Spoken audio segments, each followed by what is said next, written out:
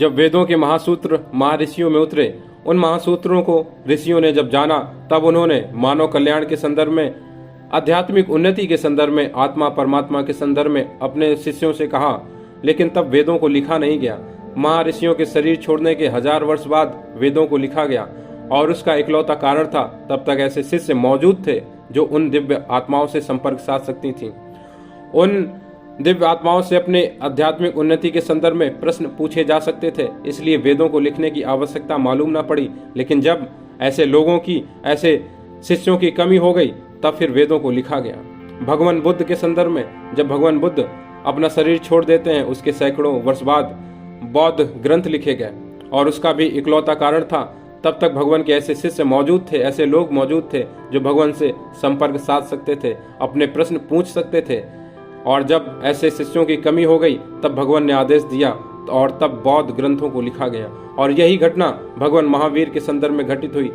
भगवान महावीर के शरीर छोड़ने के 500 वर्षों के बाद जैन ग्रंथों को लिखा गया।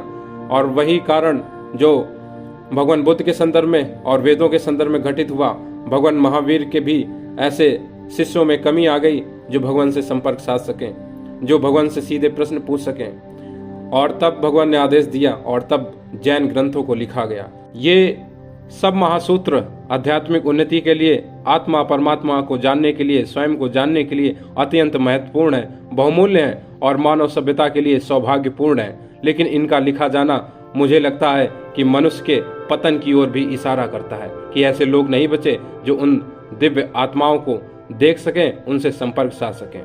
अब मैं आपको एक विधि बताऊंगा और बिना प्रयोग और परीक्षण के मैं तुमसे कुछ भी कहता नहीं हूं, इसलिए मैं पूरी जिम्मेदारी से इस विधि को कहूंगा तुमसे।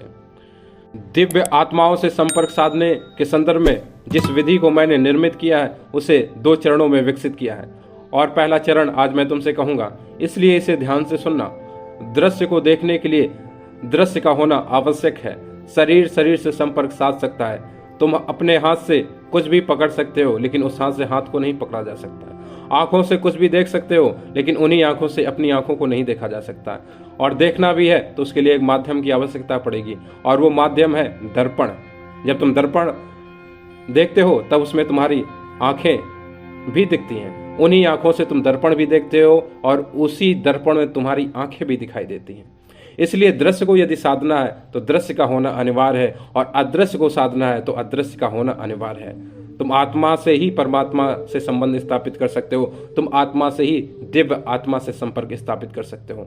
तो जो पहला चरण है आज मैं वो कहूँगा, आप इसे ध्यान से सुनो। जो पहली विधि है वह आपको ब्रह्म मुहूर्त में करनी है, यानी कि 2 बजे से लेकर 6 बजे के बीच में जो ब्रह्म मुहूर्त का समय होता है, उस दौरान आपको ये विधि अपनानी है, करनी है। और विधि क्या है कि कोई भी काला पत्थर, हो सके तो शिवलिंग, अगर शिवलिंग नहीं है तो कोई चमकीला पत्थर, काला पत्थर, उसे अपने सामने रखो। अपनी अजना के सामने उस पत्थर को रख दो और उस पत्थर और अजना के बीच में एक कोई रोशनी कर लो, कोई दीपक जला लो या फिर कैंडल जला लो। और उस रोशनी का प्रतिबिंब जब उस काले पत्थर पर पड़े तो बिना पलक झपकाए उस रोशनी को पत्थर में देखते रहो। जितनी देर तक हो सके उस प्रकाश के प्रतिबिंब को पत्थर में देखते रहिए बिना पलक झपकाए। आप 10 से 5 बार इस प्रक्रिया को दोहराते रहिए, बिना पलक झपकाए इस प्रक्रिया को आप करते रहिए। जब आप लगभग ये प्रक्रिया 10 से 5 बार घटित हो जाए, यानी 5 से 10 मिनट तक आप इस प्रक्रिया को करते रहिए।